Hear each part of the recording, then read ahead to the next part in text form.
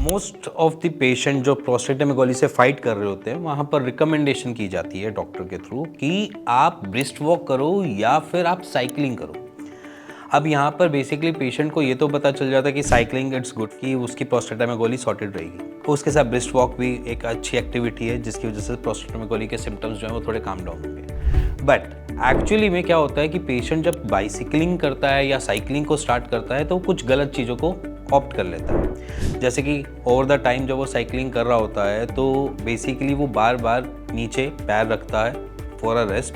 Saddling जैसे मैं बोलूँ कि वो जब पैडलिंग कर रहा है तो वो थोड़ा थोड़ा साइड में अपना एक पैर को नीचे रख कर चला रहा होता है। That's a bad thing wild cycling.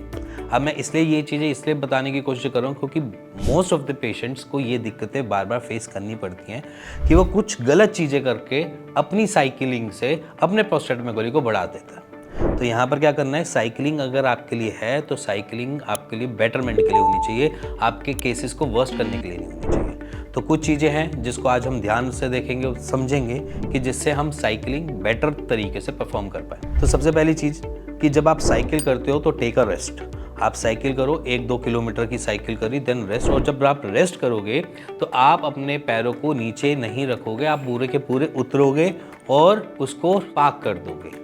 ये एक तरीका होता है क्योंकि जब आप एक पैर को पैडल पे रखकर और एक पैर को नीचे रखते हो तो वहाँ पर आपके प्रोस्टेटामेगाली पे ज़्यादा स्ट्रेन पड़ता है। जब उस पर ज़्यादा स्ट्रेन पड़ेगा तो उस पर इन्फ्लेमेशन ज़्यादा बढ़ेगी। तो इसीलिए ऐसा मत करो। जब आप साइकिलिंग कर रहे हो तो आप उसको एक पैर को नीचे रख कर करो। दूसरा, हम मोस्ट ऑफ द साइकिलिंग में क्या करते हैं कि नॉर्मल पैंट्स पजामास पहन के निकल जाते हैं, बट वो काम आपने नहीं करना।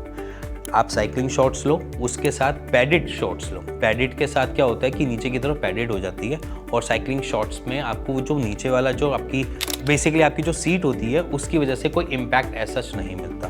तो दूसरा काम क्या करना है हमने, cycling shorts with padded.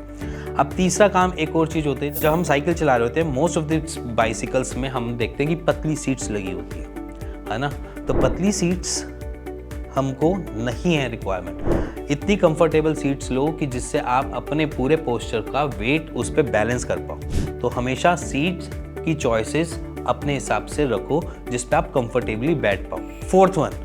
Fourth one basically क्या होता है कि जब हम साइकिल देखते हैं तो हम लेने भी जाते हैं मोस्ट ऑफ द प्रोस्टेटामेगाली के पेशेंट कि उस ड्यूरेशन में हम एक नई साइकिल बाय करते हैं। तो सबसे लास्ट है और बहुत मेजर है, साइकिल आप कभी भी स्पोर्ट्स वाली नहीं प्रेफर करेंगे क्योंकि उसकी पोस्चर्स आपको दिक्कत दे सकते हैं। क्योंकि जब आप ऐसे पोस्चर में बैठते हो जहाँ पर आपकी कोई रोड साइकिल है या कुछ ऐसी स्पोर्ट्स वाली साइकिल्स है तो उसमें आपका पोस्चर्स नीचे की तरफ डाउनवर्ड होता है, जिसकी वजह से जो स्ट्रेन ऑलरेडी पड़ रहा है उस पर और ज़्यादा स्ट्रेन पड़ता है। तो इसीलिए आप प्रेफरेंस देंगे कंफर्टेबल साइकिल्स।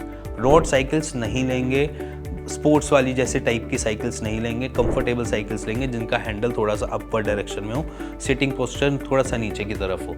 अगर आप वो ऐसी साइकिल प्रेफर करते हो तो वहाँ पर पोस्चर्स की वजह से आपकी जो बेसिकली प्रॉब्लम्स आ रही हैं प्रोस्टेटामेगाली से वो भी बढ़ जाती है। तो इसीलिए choose a right cycle for you. इसी के साथ अगर आपको ये थोड़ी सी समझ आई हो साइकिल को किस तरीके से बाय करना है या किस तरीके से लेना है तो इस वीडियो को अपने दोस्त या जिसको ऐसी कोई प्रॉब्लम है उससे ज़रूर शेयर करो, और जो साइकिल बाय कर रहा है आफ्टर प्रोस्टेटामेगाली उसके साथ तो ज़रूर शेयर करो। इसी के साथ मिलेंगे नेक्स्ट वीडियो के लिए, तब तक के लिए गुड बाय।